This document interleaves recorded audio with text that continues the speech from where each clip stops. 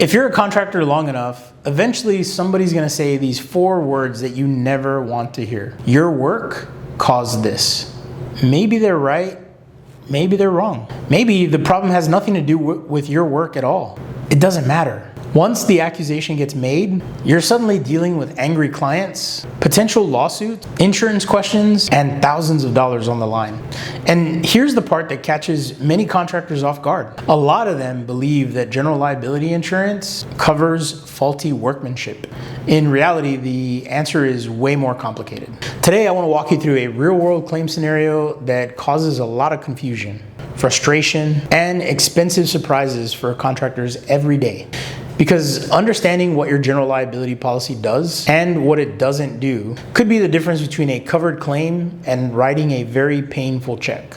Let's set the stage. You're hired to complete a commercial remodel. The project goes smooth. The client is happy. The final invoice gets paid. Everyone moves on. 6 months later, your phone rings. The property owner is upset. There's water damage throughout part of the building. Ceiling tiles are stained, drywall is damaged, flooring is ruined.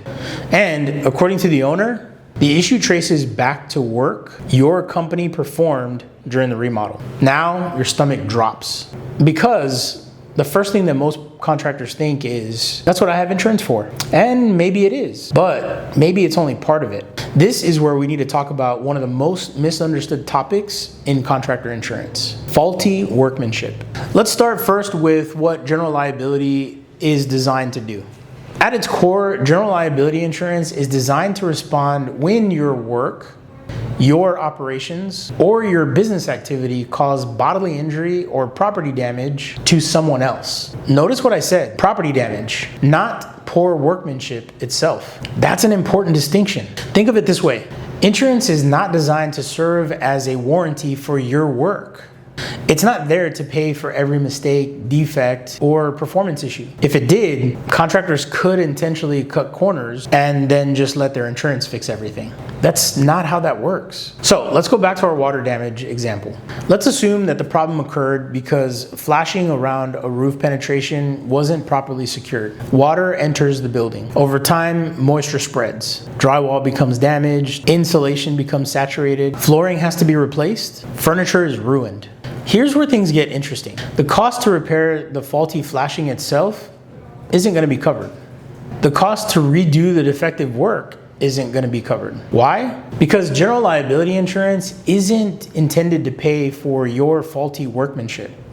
And this is where most contractors become frustrated. They hear the words property damage and assume that everything is covered. That's not always the case. The defective work and the resulting damage are treated differently. Let's talk about the resulting damage because that's where most claims become covered.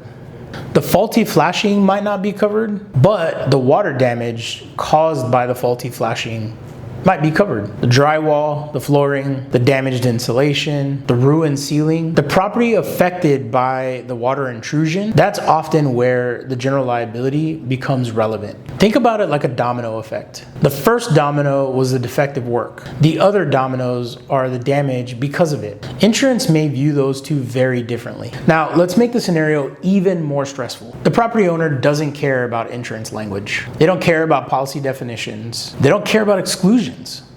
They simply want their building fixed and they want somebody else to pay for it. So while you're trying to figure out what the policy covers, they're calling attorneys. They're sending demand letters, they're threatening lawsuits, and the pressure starts building quickly. I've seen many contractors make a dangerous mistake at this point. They immediately admit fault, or they promise to pay for everything before the investigation is completed. That's usually a bad idea. When a claim happens, facts matter. Cause matters. Documentation matters. Contracts matter. Insurance policy language matters. And jumping to conclusions rarely help. Sometimes the issue isn't faulty workmanship at all. Sometimes it's product failure.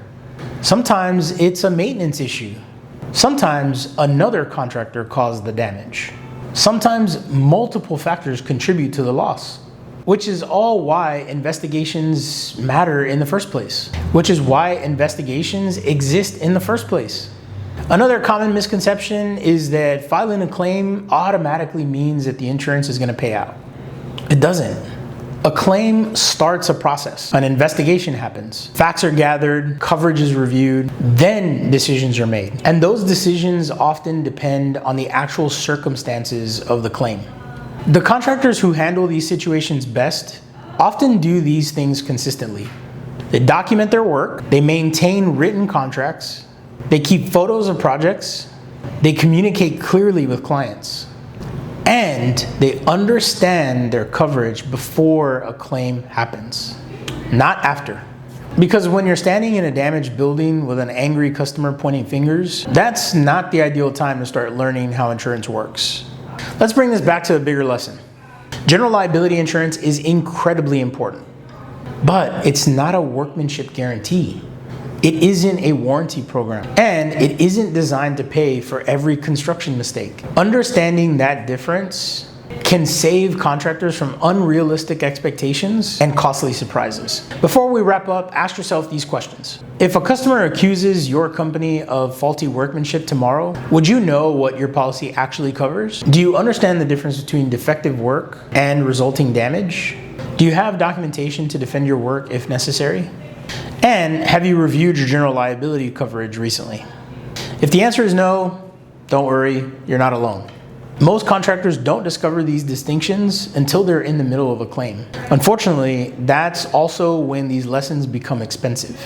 At Leal Insurance Services, we help Texas contractors understand what their general liability insurance coverage actually does, where common gaps exist, and how to avoid unpleasant surprises come claim time. Because insurance works when expectations match reality.